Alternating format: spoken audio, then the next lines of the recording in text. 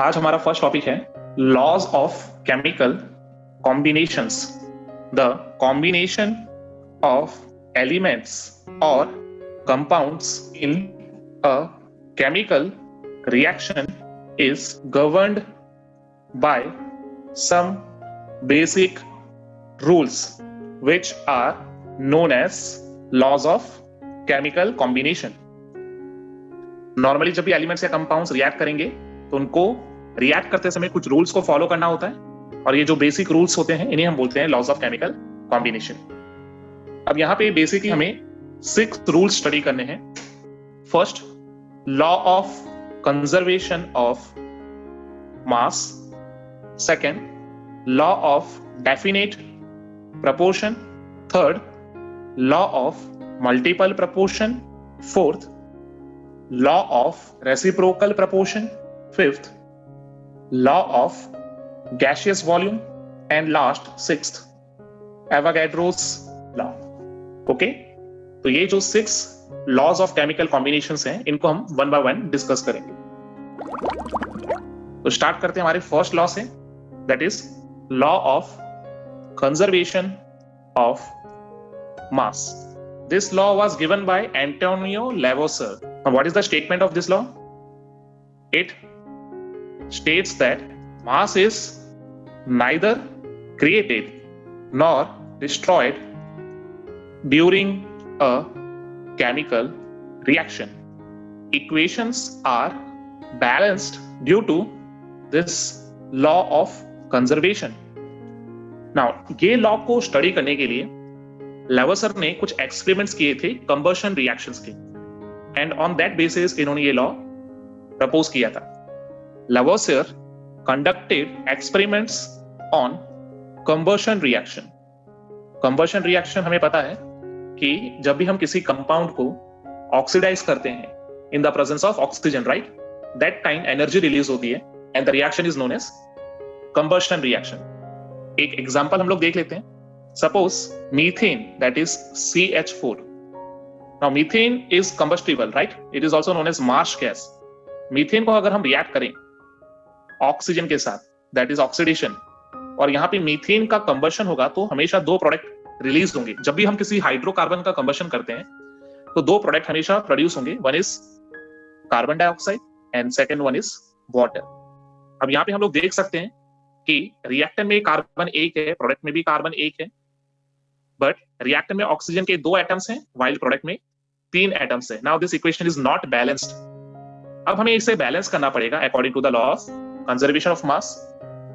Then we can write CH4 plus 2O2 gives CO2 and 2H2, right. अब ये equation balance है।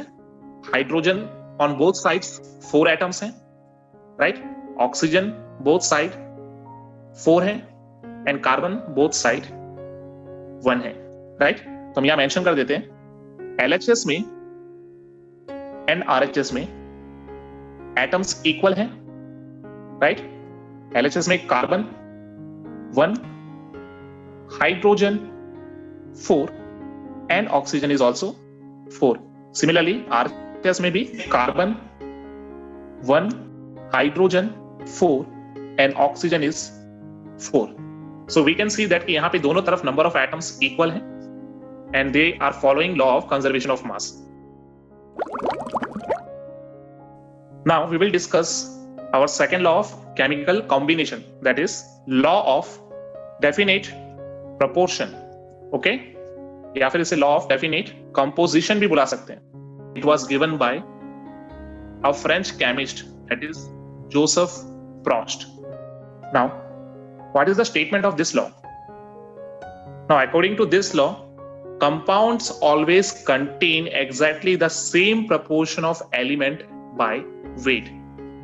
Which means किसी भी compound के अंदर एलिमेंट्स को अगर हम कंबाइन करेंगे then their ratio is always fix, ठीक है, they have a constant ratio.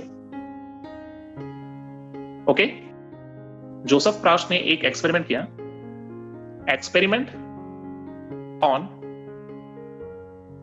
Natural and synthetic sample of cupric carbonate CuCO3 was done.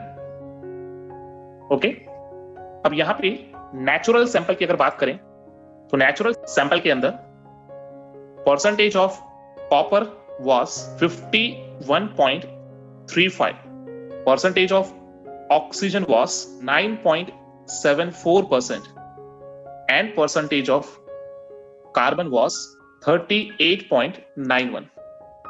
Now यही cupric carbonate का synthetic sample study किया गया, that means जो सैंपल लैब में prepare किया गया और जब ऑब्जर्व किया गया they found that percentage of copper in synthetic sample was also 51.35%. Percentage of oxygen on this synthetic sample was also 9.74%, and percentage of carbon in this synthetic sample was also 38.91%. Which means percentage natural और synthetic sample में हमेशा same रहा. So इससे ये conclusion मिलता है कि किसी भी कंपाउंड के अंदर जो एलिमेंट्स का प्रपोर्शन होगा या रेशियो होगा ये ऑलवेज सेम रहेगा. For example, water. Now water is H2O. और यहाँ पे जब हम प्रपोर्शन देखेंगे एलिमेंट्स का तो यहाँ पे हम देख सकते हैं हाइड्रोजन जो है it is 2 and oxygen is 1. तो यहाँ पे हम लोग प्रपोर्शन देख सकते हैं कि एटम्स का जो प्रपोर्शन है या रेशियो है it is 2:1. While on the basis of weight we can say that कि हाइड्रोजन 2 ग्राम प्रेजेंट है while ऑक्सीजन जो है ये 16 ग्राम प्रेजेंट है. तो ये जो रेशियो है it is the ratio of their weight which means 1:8. इसको अगर हम सिंप्लीफाई करें तो वी कैन राइट कि रेशियो वेट का होगा 1:8. But this ratio is always fix for water molecule whether the molecule is natural और synthetic. This is law of definite proportion. Now our next law is law of multiple proportion. It was proposed by Dalton. Now according to this law, if two elements can combine to form more than one compound, then the masses of one element that combine with a fixed mass of another element are in ratio small whole numbers. यानी जब कोई एक element किसी दूसरे element के साथ combine होकर एक से ज्यादा प्रोडक्ट्स बनाते हैं, एट दैट टाइम इनके जो एलिमेंट्स का मास है उनका रेशियो सिंपल होल नंबर के फॉर्म्स में होता है. ठीक है, इट ऑल्सो मीन्स कि एलिमेंट्स जो है सेम डिफरेंट रेशियो में भी कंबाइन हो सकते हैं. डेफिनेट प्रोपोर्शन में बोला था कि उनका रेशियो फिक्स रहेगा, बट एट दैट टाइम अगर रेशियो फिक्स रहेगा तो कंपाउंड फिक्स रहेगा. नाउ इसको एक एग्जांपल के थ्रू समझते हैं. For example hydrogen and oxygen को हम लोग कंबाइन कर रहे हैं और we are making water. Now यहां पे हाइड्रोजन 2 ग्राम हमने यूज किया एंड ऑक्सीजन 16 ग्राम यूज किया, देन ओनली वाटर फॉर्म होगा which has formula H2O. Now हम एक काम करते हैं, इनमें से एक एलिमेंट का मास फिक्स करते हैं एंड दूसरे को चेंज करते हैं. नाउ हाइड्रोजन को अगेन ऑक्सीजन के साथ कंबाइन कर रहे हैं. ठीक है, एलिमेंट सेम है बट प्रोडक्ट चेंज कर रहे हैं. Now we are trying to prepare hydrogen peroxide. अब हाइड्रोजन पैरोक्साइड का फॉर्मूला है H2O2. नाउ हाइड्रोजन तो अगेन 2 है, that means 2 gram hydrogen use होगा, व्हाइल ऑक्सीजन इस बार 2 एटम्स हैं, दैट मींस इसका मास हो जाएगा 32 ग्राम. राइट, तो यहां पे रेशियो चेंज हो गया, देन प्रोडक्ट भी चेंज हो गया.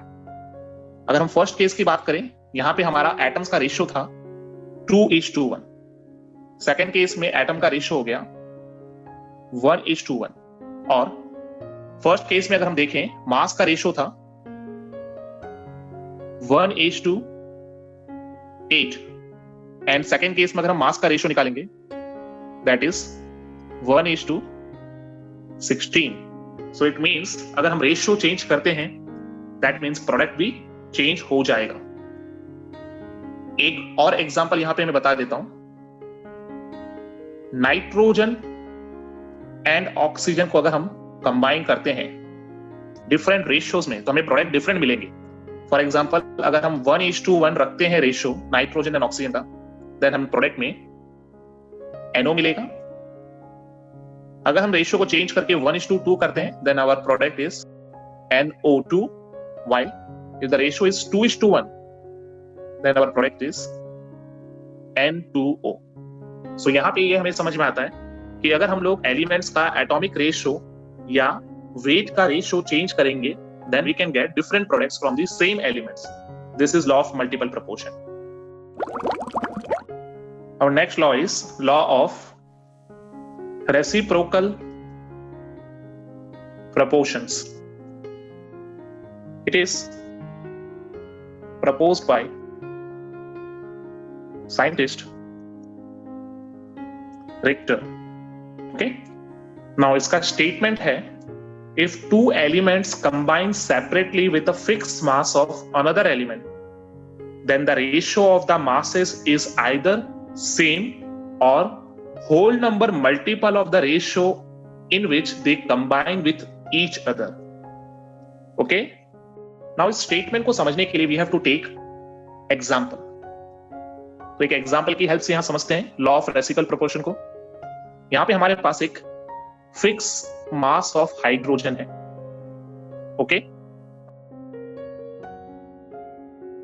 जिसे हम कंबाइन करेंगे with oxygen and third element है सल्फर, जिसको हम लोग हाइड्रोजन के साथ कंबाइन करेंगे।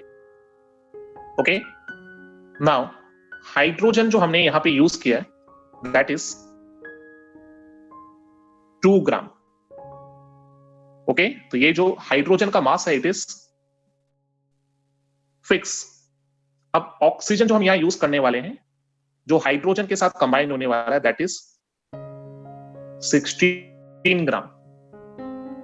ओके, तो 16 gram oxygen, that means 1 oxygen atom, and 2 gram hydrogen means 2 hydrogen atom.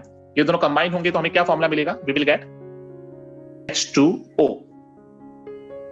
Now similarly जब हाइड्रोजन और सल्फर कंबाइन होगा at that time, 2 hydrogen and 1 sulphur जब कंबाइन होगा, then the formula will be H2S.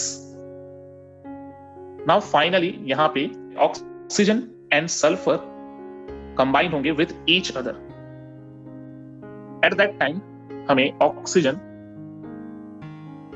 32 gram use करना है and sulphur also 32 ग्राम। अब sulphur 32 gram, that means 1 atom of sulphur, but oxygen 32 gram means 2 atoms of oxygen. So formula हो जाएगा SO2। Okay, यहां पे हम लोग देख सकते हैं एलिमेंट्स 3 हैं, हाइड्रोजन, ऑक्सीजन एंड सल्फर। अब ये जो कंबाइन होकर कंपाउंड बना रहे हैं, that is H2S, H2O and SO2। ठीक है, अब यहां पे हम लोग रेशियो देखेंगे तो ऑक्सीजन का और हाइड्रोजन का रेशियो है 1:8। सल्फर एंड हाइड्रोजन का अगर हम रेशियो देखेंगे तो it is 1:16।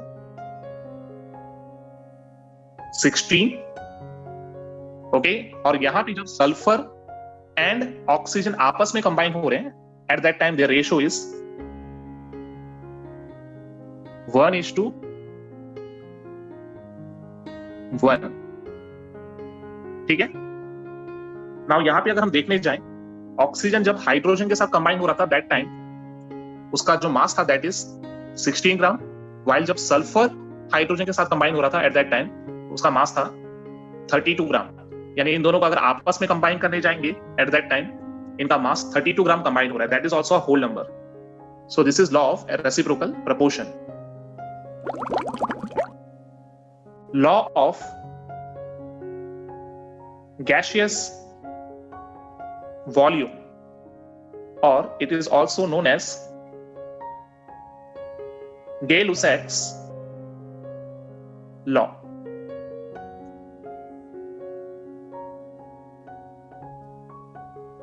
Now, as its name suggests that it is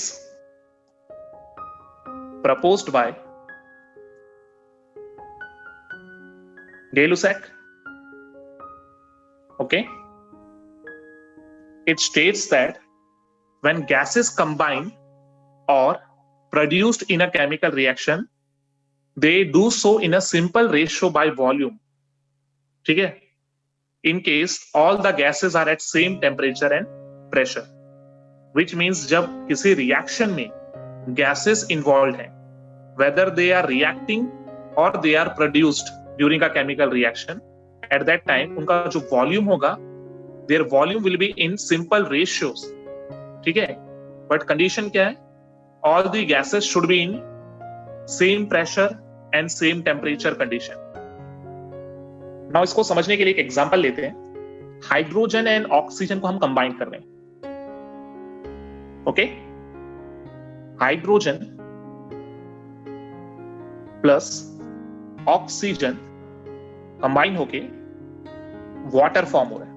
ठीक है, अब यहां पे वाटर का फॉर्मूला हमें पता है, it is H2O.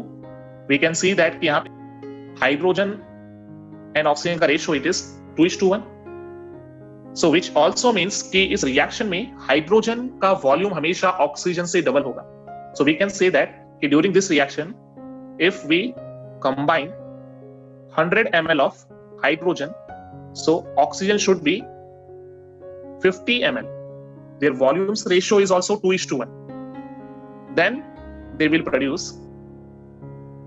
100 ml of water. Okay, which means Gay-Lussac's ने क्या किया, वॉल्यूम्स के बीच में इंटीजर रेशियो फाइंड आउट किया. ठीक है, तो it is actually integer ratio of volumes. अब इंटीजर रेशियो हम लोगों ने पहले भी डिस्कस किया था in case of law of definite proportion. So actually ये लॉ ऑफ डेफिनिट प्रोपोर्शन का ही टाइप है, लेकिन इस बार हम लोग रेशियोज एटम या फिर वेट की जगह वॉल्यूम्स का ले रहे हैं. ठीक है, तो it is similar to law of definite proportion, but this time we are taking it by volume. ठीक है, अब ये जो वॉल्यूम का कंडीशन है ये लुसैक्स ने प्रॉपर्ली एक्सप्लेन नहीं किया, but after Lussac Avogadro's law ने इस प्रॉपर्टी को बेटर वे में एक्सप्लेन किया.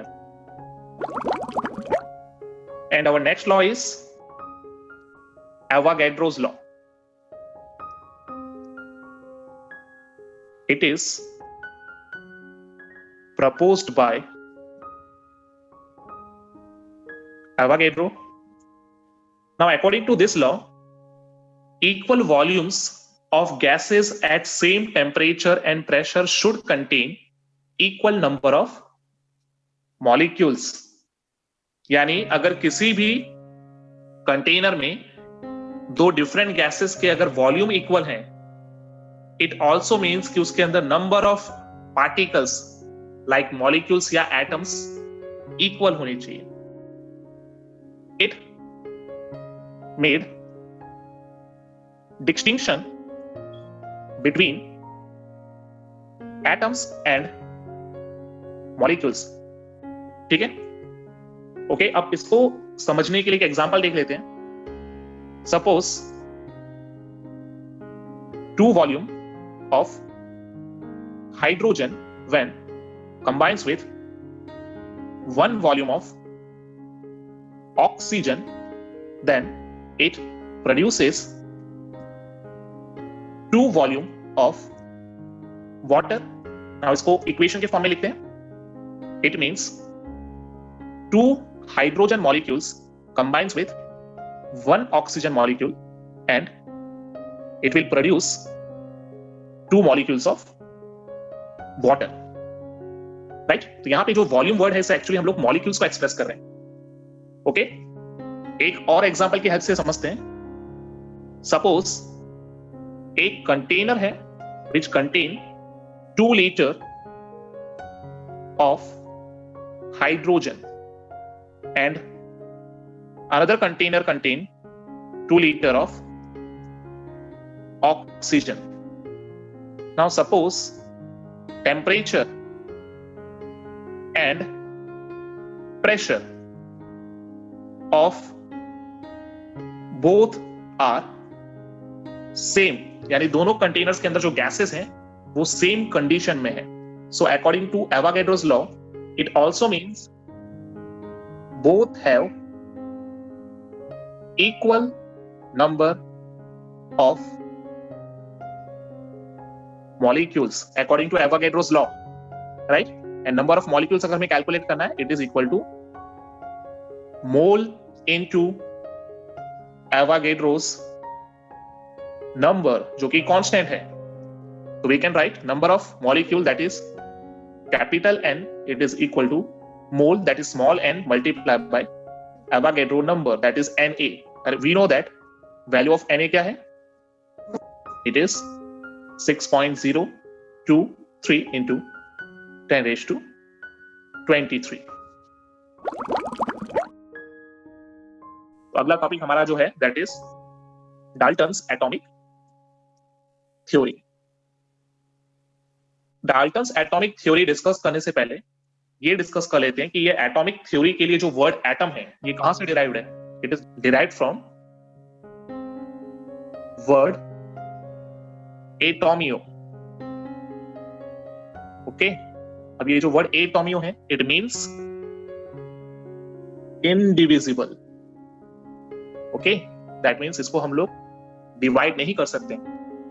और ये जो वर्ड है it was coined by Greek philosopher named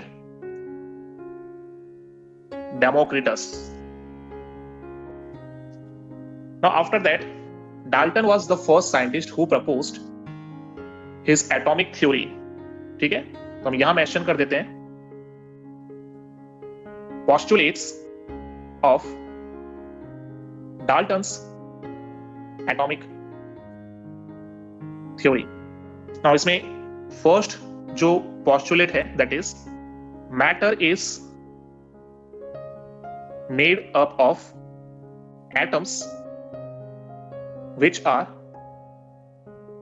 indivisible. Okay, second postulate, all atoms of an element are identical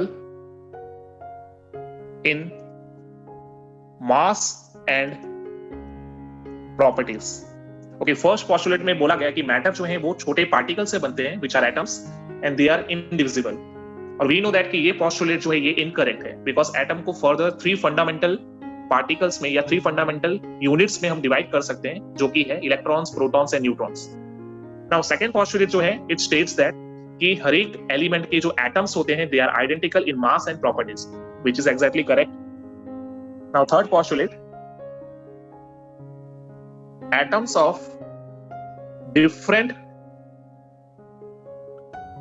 elements differ by mass and properties, which means अगर different elements होंगे तो इनके atoms भी by mass and by properties differ करेंगे.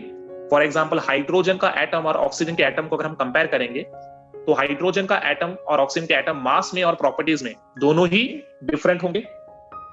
Fourth postulate, atoms of elements combine in a fixed ratio two form compounds, right. और ये जो postulate है फोर्थ, ये actually law of definite proportion को एक्सप्लेन कर रहा है कि अगर एलिमेंट्स के एटम्स को हम कंबाइन करें और इनका रेशियो अगर फिक्स रखें देन डेफिनेटली ये एक कंपाउंड बनाएंगे. Fifth postulate, in chemical reaction atoms get rearranged और reorganized. They are neither created nor destroyed. अब ये जो लॉ है डाल्टन का fifth postulate, it shows that कि जब किसी केमिकल रिएक्शन को हम स्टडी करते हैं एट दैट टाइम एटम्स जो रिएक्ट कर रहे हैं एक्चुअली ये रीअरेंज या रीऑर्गेनाइज्ड हो जाते हैं to form a product. And during this reaction जो रिएक्टेंट्स होते हैं जो प्रोडक्ट में कन्वर्ट होते हैं इनमें से कोई भी नया एटम क्रिएट या डिस्ट्रॉय नहीं होगा. यानी फिफ्थ पॉस्टुलेट जो है ये actually law of conservation of मास को एक्सप्लेन कर रहा है, ठीक है। तो वी कैन मेंशन दैट कि डाल्टन्स की जो थ्योरी है, they could explain the law of chemical combination, so it is merit of this theory.